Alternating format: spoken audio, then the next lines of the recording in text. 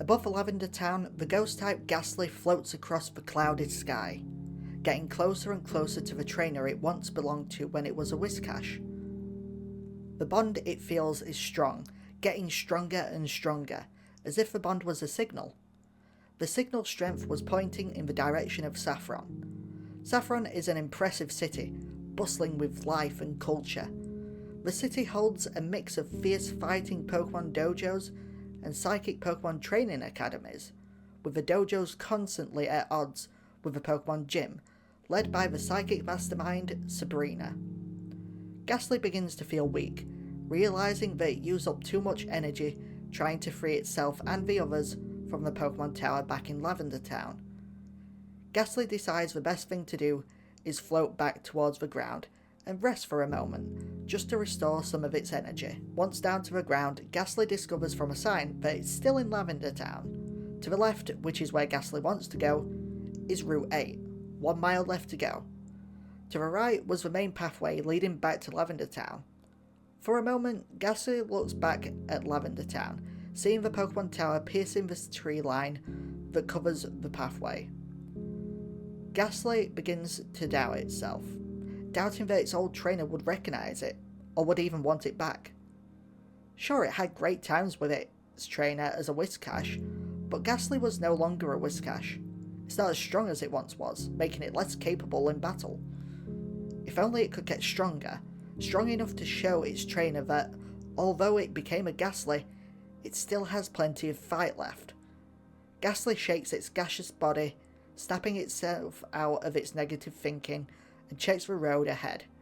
Route 8. Deciding to stay close to the ground to recover its energy, Gastly begins its short trip down Route 8. For the first few minutes, everything seems fine. No wild Pokemon taking any notice of the Gastly during the daylight, and the clouds in the sky are keeping the harsh sunlight away from Gastly. It's said that the reason why Gastly prefer the darkness is not just so they're seen less by people and other Pokemon, but it's also because the heat, including that from the sun, can sometimes make young Gastly bodies unstable due to the molecules in its gaseous body heating up and moving around more. Similarly, if a Gastly gets wet, the gases that make up its body may be washed away, making it weaker and unable to float properly. Unfortunately, the easygoing trip doesn't stay that way for long, as the cloudy sky gets darker. 1 drip, 2 drips, it's raining. Just as Gastly was regaining its energy, it begins to rain, which makes it difficult for Gastly to float properly. Frantically, Gastly speeds up, trying to get some sort of shelter, whether it be under a tree or to the other end of Route 8, just anywhere so it can rest and recover without being caught up in this downpour. Its floating becomes unstable, and Gastly begins to roll slowly in midair as it tries to push itself forward. A lot of the lighter gases making up its body have already been washed away, making it very difficult to hold itself above the ground.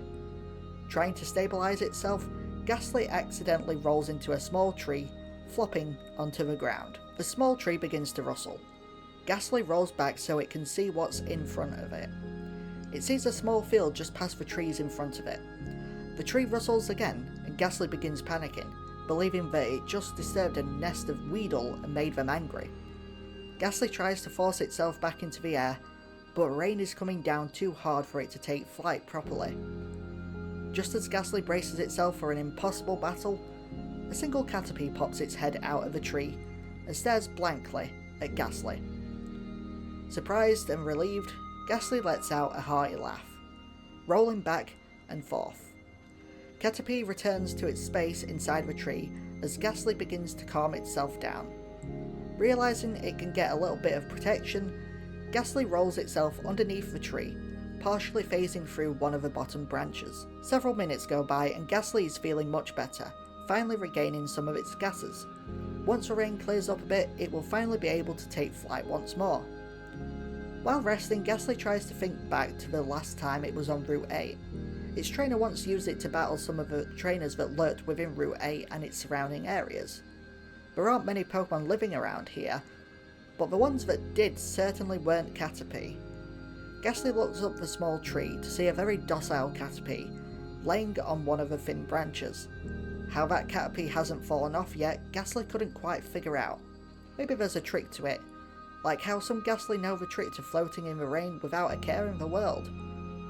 Gastly shakes its body, trying to snap out of its thinking. The rain has slowed down a lot now, and it still has several trainers to avoid. Gastly phases through the tree it was under and emerges within a small grassy field full of Nidoran. Kanto sure has changed while it was travelling through Johto with its trainer, Gastly thought to itself. Gastly still didn't feel like it could float too high yet, so it hovers lightly above the ground, just enough to stay out of the tall grass within the field. As Gastly hovers across the field, it begins to get some very peculiar looks from the Nidoran living in the area. They appear to become more and more suspicious as Gastly crosses the field, so Gastly begins to float higher and higher to get out of their attack range.